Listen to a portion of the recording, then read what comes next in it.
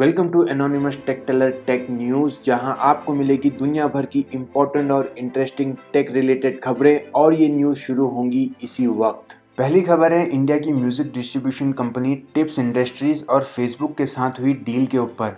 दोस्तों, tips industries को तो सब जानते हैं कि ये इंडिया की one of the biggest music distribution brand है और इसी साल टिप्स इंडस्ट्रीज ने फेसबुक के साथ एक डील साइन करी है, जिसके तहत फेसबुक उनके वीडियोस, म्यूजिक और फेसबुक सोशल एक्सपीरियंस को बढ़ाने के लिए टिप्स इंडस्ट्रीज के म्यूजिक को यूज़ कर सकते हैं, या ये कह लो कि फेसबुक ने यह लाइसेंस खरीद लिया है। अगली खबर है रशिया से, जहां communist Russian government Facebook, Twitter और यूट्यूब को बैन करने का सोच रही है। रशियन गवर्नमेंट ने इन सब इंटरनेट प्लेटफॉर्म्स को बैन करने का इसलिए सोचा है क्योंकि उन्हें लगता है कि ये सब इंटरनेट प्लेटफॉर्म्स रशियन सिटीजन के पोस्ट किए हुए वीडियोज़ या डेटा को सेंसर कर रहे हैं। बता दूं कि यहाँ सेंसर मतलब पर्सनल डेटा चुराना भी हो सकता है। हालांकि इस शक की इन्वेस्टिगेशन तो फिलहाल चल ही रही है, पर अगर इन्वेस्टिगेशन पॉजिटिव निकली तो फेसबुक, ट्विटर और गूगल का रशिया से एग्जिट हो सकता है। अगली खबर है एप्पल के हाल ही में लॉन्च किए एयरपॉड्स मैक्स के बारे में, जिसकी कीमत अप्रॉक्स $550 है, जो इंडियन रुपीस में हुए 40,000 रुपये के आसपास। अगर आप में से कोई ये महंगे एप्पल के हेडफोन्स लेने की सोच रहा है तो ये खबर आपके काम ज़रूर आएगी। असल में एयरपॉड मैक्स यूज़र्स ने इंटरनेट में ये शिकायत की है कि उनके एप्पल के हेडफोन्स में कुछ देर के इस्तेमाल के बाद कंडेंसेशन की प्रॉब्लम आ रही है।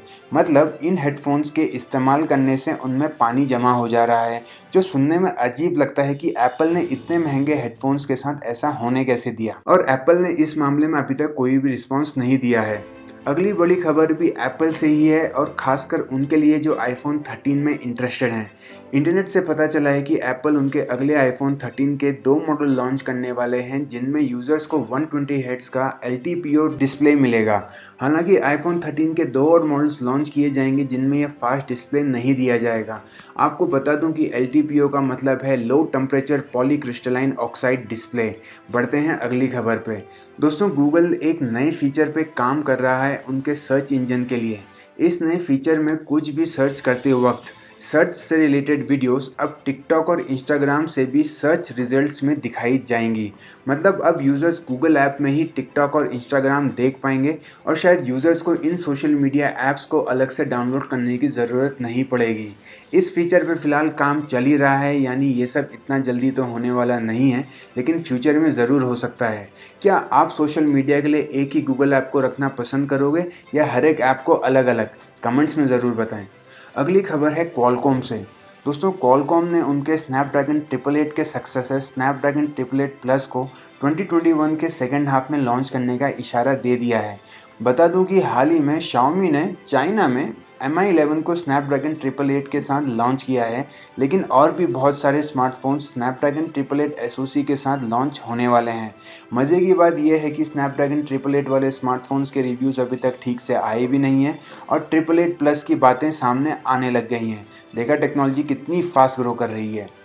अगली खबर है फार्मविले के बारे में। आप में से बहुत लोगों ने फेसबुक के बहुत ही फेमस गेम फार्मविले को खेला ही होगा, या एटलीस्ट उसके बारे में सुना ही होगा। खबर यह है कि अडोबी ने उनके फ्लैश प्लेयर को शट डाउन कर दिया है, और इस वजह से 11 साल बाद फार्मविले को फेसबुक ने डिसकंटिन्यू कर दिया है, या उन्हें यह करना पड़ा है। हालांकि फार्मविले लवर्स इस गेम के नए वर्जन्स फार्मविले 2 और फार्मविले 3 को अब भी खेल सकते हैं। अडोबी के फ्लैश प्लेयर शटडाउन से बहुत इंटरनेट गेम्स पे भी इफेक्ट पड़ा है। अगली खबर है प्लेस्टेशन लवर्स के लिए। दोस्तों, प्लेस्टेशन 5 को दूसरे देशों में लॉन्च हुए काफ़ी टाइम हो गया था, पर इसके इंडिया में लॉन्च होने की खबरें नहीं आ रही थी।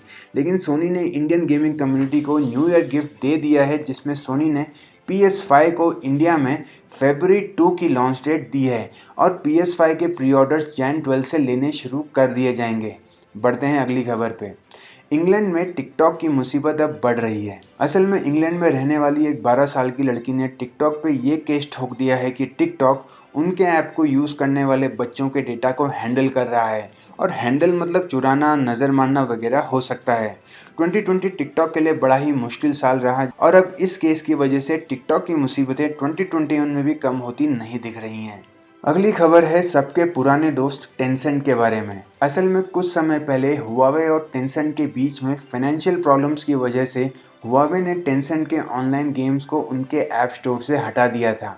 ध्यान दीजिए कि ये दोनों चाइनीज टेक कंपनीज हैं जो पैसों के लिए आपस में लड़ रही हैं, वो भी तब जब दोनों के दिन खराब चल रहे हैं।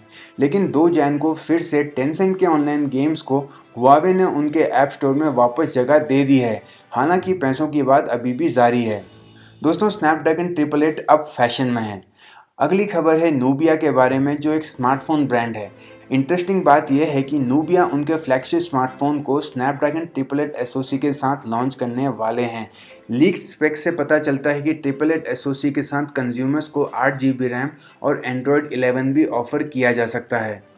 अगली खबर है कि हैकर्स ने एयरलाइन कंपनी इंडिगो के कुछ सर्वर्स में हैक करके उनके कुछ डॉक्यूमेंट्स चुरा लिए हैं, जिससे एयरलाइन कंपनी पे बहुत इम्पैक्ट पड़ा है। साथ में एयरलाइन कंपनी इंडिगो को ये भी डर है कि जो डेटा उनके सर्वर से चुराया गया है, शायद हैकर्स उस डेटा को इंटरनेट के पब्लिक प्लेटफॉर्म्स में अपलोड कर सकते हैं। तो दोस्तों, ये थी टेक खबरें आज के टेक न्यूज़ एपिसोड की। मैं ऐसी ही इंपॉर्टेंट और इंटरेस्टिंग टेक न्यूज़ लाता रहूँगा। वीडियो को लाइक कीजिए, शेयर कीजिए और चैनल को सब्सक्राइब कीजिए। And stay tune to Anonymous Tech Teller. I'll be back.